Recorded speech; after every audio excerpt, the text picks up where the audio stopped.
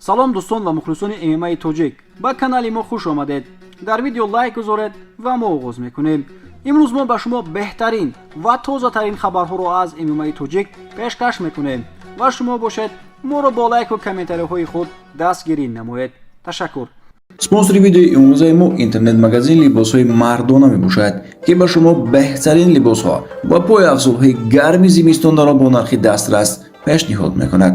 ҳама либосҳо аз матои олидараҷа ва пойафзулҳо бошанд, аз чарми тоза истеҳсол шудаанд. худ ва наздиконатонро бо либосҳои гарм аз фасли сармо эмин нигоҳ доред. барои фармоиш дар васиби рӯи экран буда нависед ва барои тамошои дигар намуди либосҳо телеграм канал дар зери комментария ҳаст.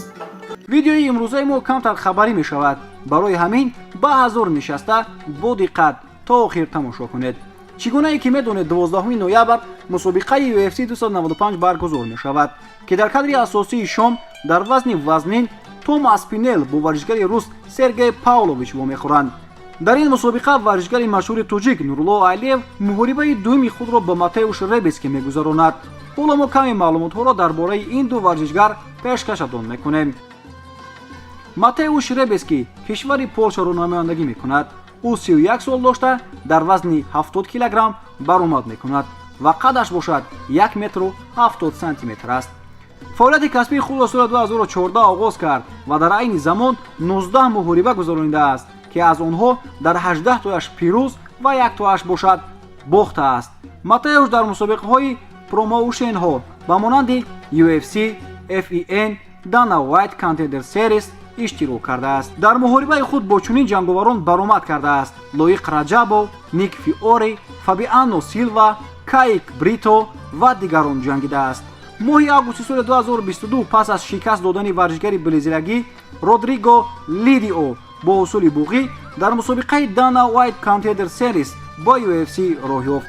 аввалин муҳорибаи худро Матеуш дар UFC моҳи январи соли 2023 бар зидди ҷанговари амрикоӣ Ник Фиори гузаронид, ки бо тасмими якдилонаи доварон дастболо шуд ва моҳи июни ҳамин сол ӯ бо варзишгари тоҷик Лоиқ Раҷабов вохӯрд, ки ӯро дар даври дуюм бо тариқи нокаути техникӣ шикаст дода дастболо шуд.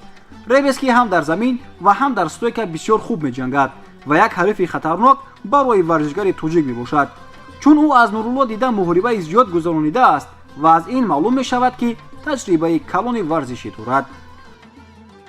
Нурло Алиев кишвари Тоҷикистонро намояндагӣ мекунад ва бояд ёдрас шуд, ки ӯ аввалин ҷанговари тоҷик буд, ки ба UFC шартнова баст. Нурулло 24 сол дошта дар вазни сабук, яъне 70 кг баромад мекунад. қадаш бошад 1 метру 77 сантиметрро ташкил медиҳад.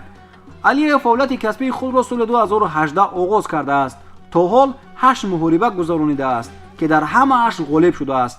ӯ ягон бохт ва ничия надорад. соли 2022 Нурло Алиев дар мусобиқаи Dana White Contender Series бо Джош Уик баромад кард, ки ӯро ба тариқи нокаути техникӣ шикаст дода ба UFC роҳ ёфта шартнома баст.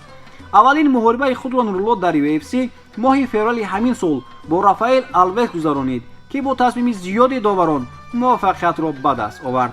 ин дуюмин муҳорибаи Нурло дар UFC ба ҳисоб меравад, ки аллакай чандин моҳ аст бисёр тайёрии ҷиддӣ дар лагерҳои амрико дида истодааст. Нурло новобаста аз ҷавон буданаш бисёр таҷрибаи хуби ҷангӣ дорад ва бисёриҳо ба манфиати Нурло ин муҳорибаро мегӯянд. мо низ аз Нурло Алиев боварӣ дорем ва умед дорем, ки дар ин муҳориба дастболо хоҳад шуд. ногуфта намонад, ки силкаи телеграм канали мо дар комментария ҳаст. даромада обуна шавед. шумо чӣ фикр доред дӯстон? дар муҳорибаи навбатӣ кӣ ғолиб мешавад?